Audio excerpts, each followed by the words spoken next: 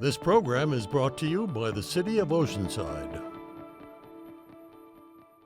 The following program does not necessarily reflect the views, opinions, or policies of the City of Oceanside, its elected officials, KOCT, its board of directors, or staff. This program is underwritten in part by Waste Management of North County in Oceanside. We are dedicated to serving customers and community as a safe, comprehensive service provider, a good corporate citizen, and a responsible environmental steward. Think green. Think Waste Management. Hello, I am Kelly O. Davis, and I am pleased to welcome you to the March edition of Oceanside Spectrum, and we have an awesome lineup of guests for you to enjoy. First, we welcome the Gary and Mary West Pace on the show to share news of their senior dental center in North County, San Diego. Next, the Oceanside Promise will be in our studio to talk about their mission and the power of collective impact. The United Way of San Diego County will be here to talk about their tax preparation services and see if you qualify for them. So prepare yourself for the March edition of Oceanside Spectrum right here on KOCT, the voice of North County.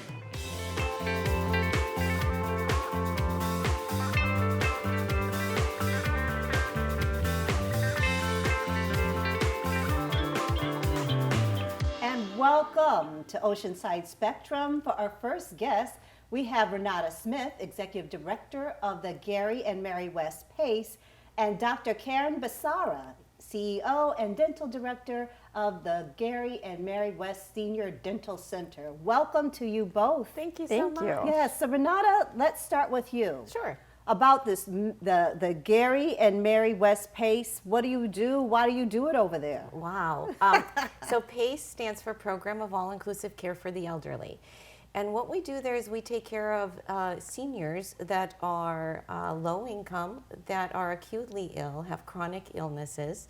And what we do is we wrap our services around them so that they could stay in their homes and be productive members of the community rather than living in a skilled nursing facility. Wow, so I understand. So this senior dental center, which is part of this, you have a new building or? We have a beautiful building in San Marcos, and we are very fortunate to be co-located in the same building with the Senior Dental Center with Dr. Karen Becerra. Mm-hmm. And how long has this particular facility been open? So it's newer, it's not new? Right. Or, We've been open since September. We started serving participants on September 3rd. Mm-hmm. And we're very happy to be enrolling participants every month now into our program. Awesome. And Dr. Becerra, so your focus is on senior dental care there. Why the interest? How did you come into this field? Well, I had an opportunity to volunteer serving meals for seniors. And everybody thinks that as you get older, it's common to lose teeth. But if you don't have teeth, you cannot eat healthier, you cannot speak clearer, you cannot smile. So it makes just sense to me that the mouth is not disconnected from the rest of the body. So I enjoy taking care of seniors and their oral health. That's awesome. And I understand that you're not the only dentist in the family, is that correct? That's correct. There's a couple of dentists in my family. My grandpa was a lab technician, so I do enjoy working on dentures and partials, and that's very common in the geriatric or the senior dental population. Now, are you over both? Because correct me if I'm wrong, Renata, there's a San Marcos location, there's also a location downtown San Diego? For the dental center, correct. For the dental center. Right. The PACE program solely in the San Marcos location. Okay, and so Dr. Becerra, how has the San Marcos, the newer location, been going? Well, it's been going really well because what we're doing is we're bringing healthcare to where it's convenient for the patients. Mm-hmm. In the PACE program, patients are there. We're also serving seniors from the community. We're specialized geriatric dentistry where seniors can come and feel secure that we provide the specific dental care that they need. We practice minimally invasive dentistry. Mm-hmm. So we understand what the medical, social, mental circumstances of the patients are, and we don't put them through unnecessary stress and trauma that they may not need. So what are the qualifications to enroll in? Is it affordable or is it free dental assistance? It could be either. Okay. And it's dentistry is just one of the things that we offer in PACE. There's a lot of services that we provide, including transportation, primary care clinic, physical and occupational therapy. And there are 4 ways to qualify. Really, you need to meet 4 criteria to be part of the PACE program. Seniors need to be 55 years or older. They need to live in our designated service area, which is all of North County. We have 32 zip codes. They need to qualify for what's called a skilled nursing home level of care. So we have to send level of care assessments to the state of California to make sure that these folks qualify on a health level, that they're chronically ill enough to be part of the program. And the 4th qualification is, with our services wrapped around them, they should be able to stay safely in their communities. So 90% of the folks that qualify for PACE and enroll in PACE end up not going to an institutional setting. They end up staying at the PACE program. And that's awesome, because I also understand, and correct me if I'm wrong, because don't you also offer transportation to and from? At least certainly the dental center. Yeah, oh, okay. Yes, we pick up participants from their homes and we bring them to the center. Some come to the adult daycare center 2 times a week, some come 3 times a week. It depends on their needs. So our program is very much based on person-centered care. So we will evaluate each individual participant on their own merit, and if there's a medical need, we fill it. That's wonderful. And Dr. Basara, I know you said that you got into this work, you had a passion for it. Is there, and I know I'm putting you on the spot, is there a story, like a little bit of tidbit that was like, you know, this is why I do what I do, since you... I'm going to tell you a very fast version, but there is. Yes. I was on a single engine airplane that failed mid-air, and I thought I saw what was the last minutes of my life. And I know what I thought at that time. It didn't matter how much money, it didn't matter how many accomplishments. The only thing that mattered was what I was leaving behind. When I landed and I saw that I didn't die, I decided I wanted to be part of something bigger than just my own private practice. And I was very fortunate to get the support of Gary and Mary West Foundation, and I was able to create this clinic. So that's the story behind it. That is a awesome, wonderful story. And Renata, real quick here, because we've got a little bit under a minute. How can someone become involved, whether a patient or to donate? How does that happen? Absolutely. So anybody can call us at the Gary Mary West PACE Center. I believe the numbers will be on screen, Yes, but they it's will. 760-280-2230. Any one of our staff would be more than helpful and willing to share the program benefits and take it from there. It could take up to about a month to enroll. And then they can also call the dental center separately. And anyone qualifies, so we provide different dental services. We have contracts with different insurances. So, and our team has a very gentle and kind approach, and we make sure that our seniors feel comfortable with the care we provide for them. Thank you, Dr. Basara, Renata Smith, Thank for you. joining us. And like she said, if you want to learn more about this wonderful opportunity, please call any of the websites and numbers right there on your screen. And we will be right back with more Oceanside Spectrum.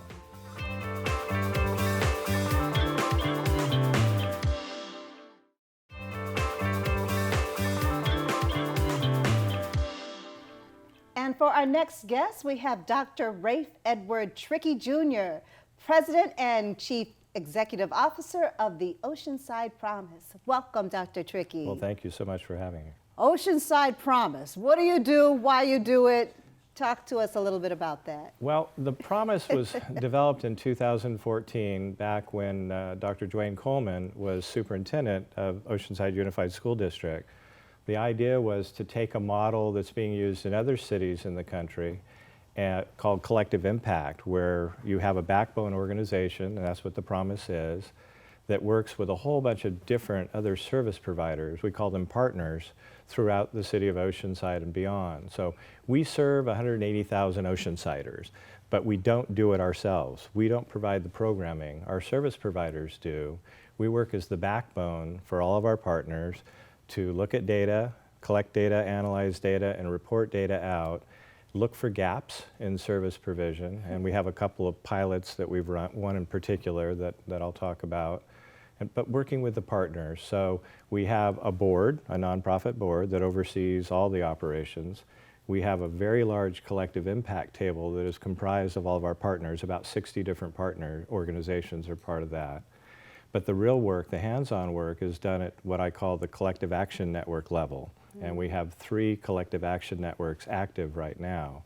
A College and Career Readiness Collective Action Network that is actually overseeing our Latinx Youth Success Pilot at Oceanside High School and El Camino High School. We have an early childhood success collective action network, which has done a lot of work in the community, preparing students for kindergarten and doing love of literacy events throughout the community. The Oceanside Museum of Art, the Oceanside Library, Interfaith, Vista Community Clinic, you name it. So many different partners have been very much involved in that, working with young people to better prepare them for entering school. And then the whole idea is that we work with Oceansiders from the cradle all the way to career and work and beyond.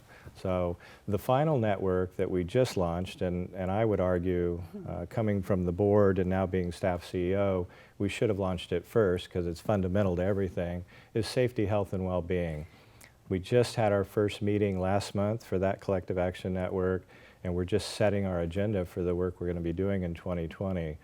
But some of the areas we're already looking at is helping people who are facing homelessness, students who are dealing with bullying. We're looking at a number of areas that we want to focus on. We're kind of putting these things into buckets right now, and at our next meeting we'll be making a final determination of where we're going to go with that can during at least 2020. But our next collective impact table meeting, where we bring all the partners together, will be next week. Okay. So we have a big meeting on the table there. We just had our annual board retreat last Monday, hosted at Cal State San Marcos. So we made some really interesting decisions about what we're going to be doing over the next 5 to 10 years, actually, as far as acquisition of funding to achieve sustainability, some of our focuses, some of the work that will be winding up with the pilot that I mentioned, the Latinx Youth Success Pilot, and a number of things. It was a really fruitful, very productive retreat. So this will be airing, this Oceanside Spectrum will be airing through the month of March. Perfect. And piggybacking on all the activity that's going on, how can someone become involved with the organization, whether they're a student or someone like yourself? Well, that's interesting because we look at data to inform what we're doing. And again, the Promise itself is not a service provider. We're the backbone facilitator. So if people have ideas or see needs, we're happy to consider those, but we really are data-driven. So working with Oceanside Unified School District and now Vista Unified School District has become an important one of our partners. It was not a partner that we had focused on before, but as you may know, there are at least 8 Vista Unified schools physically in Oceanside proper. Mm-hmm. My wives and my 3 children went to Vista Unified schools and graduated from Vista Unified schools. So we brought them into the partnership. We're looking at their data now too. But people who want to get involved, one of the things we do need is support, financial support. Mm-hmm. So I would encourage people to go to our website, learn more about us, see the full array of the partners that we're working with, and make a donation to help us. But if there are students who, and our data lead us to see this, students who are falling through the cracks or there are gaps in service, we would love to hear about that. But again, we're not going to move forward to report anything substantive to our partners until we analyze the data carefully ourselves. I'm so sorry. No, go ahead. So taking something like the Latinx Youth Success Pilot. Mm-hmm. Like what is, well, it's interesting how that came to be. I was still a member of the board at the time that we were bringing that online, so to speak. My predecessor, Dr. Nicole Magnuson, and a couple of other partners spent a very long time looking at data from OUSD. And we had a big retreat and a number of meetings looking at the data, and we discovered that there were several cohorts of students in Oceanside Unified School District that were falling through the cracks. They were on a trajectory not to graduate from high school. And we decided, ideally you don't want to intervene in 9th grade or 10th grade or even earlier. But we decided with these students, the data revealed that there were some 10th becoming 11th and 12th graders that if we didn't intervene or the partners didn't intervene, their GPAs were below 2.0 and they were credit deficient. So we put together, based on best practice, a pilot that we are managing. Even though I say the Promise is a non-programmatic organization, we thought as a board, and this is when I was a board member, there was value to inform the practice of our partners in doing this pilot. So we've been running the pilot for almost a year and a half now, And we received some funding from the Oceanside Charitable Foundation, from Genentech, from the Stewart Foundation, and from the County of San Diego to help us as the backbone to run the pilot. But the board members at the retreat last week just voted to end the pilot at the end of this academic year. So we'll be meeting and having some very robust discussions with our partners to determine what partner or collection of partners, collective impact, will take what we've learned from the pilot and carry it forward at both of those high schools and hopefully beyond. So that's where we are with that. But it's been phenomenally successful. Every one of the students that we've been working with has resolved or is in the process of resolving his or her credit deficiency. Their GPAs are, most of them are above 2.5 now. Outstanding. It's just been remarkable. And it took a village. It took all the partners working together. It took Oceanside Unified, the teachers, the principals, the superintendent, I would argue even the elected board members, to make this work. And it's been a great collective impact example of what can be done. Well, thank you, Dr. Trickey. We're out of time, but the power of collective impact. This is Oceanside Spectrum. We want to thank Dr. Trickey from the Oceanside Promise. And if you need more information, we have the websites and all that displayed for you. And we will be right back.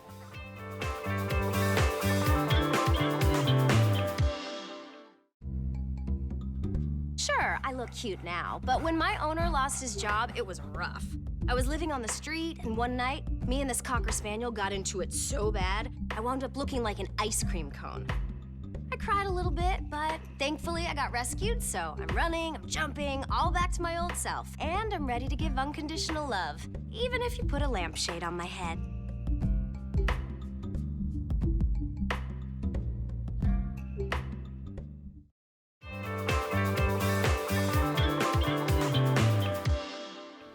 And for our final guest, I am pleased to welcome Ian Gordon, Senior Vice President and Chief Impact Officer of the United Way of San Diego, and Greg Angel, CEO of Interfaith Community Services. Welcome to you both, and thank you for joining us. Thank you. Thank you for having us. So Ian, we hear the United Way so often. If you can just, again, people going, the United Way, what is it that they do? If you could tell a little bit of what you do and why do you do it? Sure. Yeah. So United Way of San Diego County, we're celebrating our 100th year this year. So we've been in San Diego County since 1920. Wow. So over that time, we've been a lot of things to the community. At our core, we really align partners and then leverage resources so that we can transform lives and families in the community. So at its core, that's what we do. And so that manifests itself in a lot of different ways, from cradle to career education support for children and to family stability. Really, how do we get families stabilized? Awesome. And Ian, we're specifically here about your earned income tax credit program, or how do you say that? Introduce us to this. Sure. Yeah. It's the Earned Income Tax Credit Coalition. Okay. And first of all, Earned Income Tax Credit is the initiative, and so there's a coalition here in San Diego County of organizations, and the Earned Income Tax Credit is funding money that folks qualify for, but may not know it. So this coalition of organizations provide free tax preparation services for individuals who qualify. And that's what they'll hear. They say free tax services, but the other part of it is for individuals who qualify, like you said. Is there you have to be a resident? Is there a certain, what is the qualification for Sure. this? So anyone who makes, as a household, of $56,000 qualifies for the federal income tax credit, and $30,000 for the state income tax Obviously. credit, the free preparation. That or less as your total for your yearly income? That's correct. Yeah. Okay. And one of our partners is 211 San Diego. So individuals can call 211, dial 211, and they'll help them to assess whether they're qualified or not and where to get the free tax preparation services. And obviously United Way works, as we had said even in the last segment, this idea of collective impact. That's correct. And so we have Greg Angel, who we are most certainly familiar with Interfaith Community Services. You are the organization that has partnered, I guess, with the United Way in this regards? Yeah, we're one of the members of the coalition, and so our sites throughout North County have volunteers and staff providing free tax returns for individuals and families below the income thresholds that Ian mentioned. And last year, our team of mostly volunteers completed tax returns for more than 2,000 families. Wow. And that brought back more than $3.1 million in returns for very low-income, hardworking neighbors here in North County. So you are, whereas the United Way obviously is the umbrella to this coalition, at least this aspect of it. So you actually are seeing the participants. You are like at the grassroots, hands-on level. What have you been seeing? Are people receptive to this? How can someone become involved if you meet this qualification? Yeah, so anyone who wants to know if they can qualify, like Ian said, call 211, or you can go to myfreetaxes.org. Either are great resources. And the individuals and families we work with are tremendously grateful. The very first family who we provided a tax return for this year, a single mother of 3, and her tax return was large enough to support her actually purchasing a vehicle so that she can get her kids to school and she can get to the multiple part-time jobs that she's working to support that family. And she's literally in tears, and that income, that investment in her is an investment in upward social mobility. And she's one of thousands of people accessing this resource in partnership with the coalition United Way supports.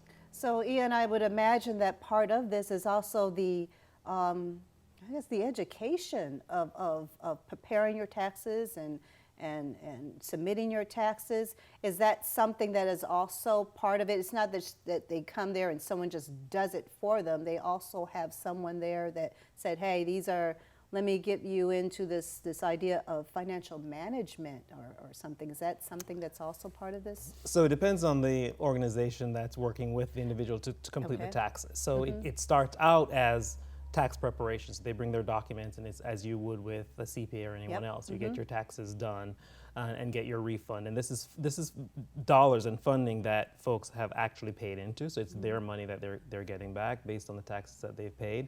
And then organizations like Greg's will actually have a larger conversation about other needs that they may have, but it usually starts out with the tax preparation. It's wonderful because it's like step one, but it opens up this whole other conversation about what home economics and all those kinds of things. Now, for someone that has come to Interface Services, for example, and they go through this tax preparation service, do you, as an organization, what do you follow? Is there any follow-up, or is that it? Yeah. Absolutely. So we work with the individual and the family to find out what their situation is and if they can benefit from other services that we offer. So one of the younger individuals we provided tax assistance last year needed to complete her taxes in order to file her financial aid application. And so in this case, not only was she able to get her taxes taken care of and get the earned income tax credit that she had earned, but our team of volunteers and staff helped her to be able to stay in school and continue on with her career plans as a young adult. Ian, Greg, thank you so much for joining us on Oceanside Spectrum. And hey, April is right around the corner. It is definitely tax season. And if you qualify, definitely use these resources available to our North County San Diego community. And that's it for us for Oceanside Spectrum. I'm your host, Kelly O. Davis. See you next time.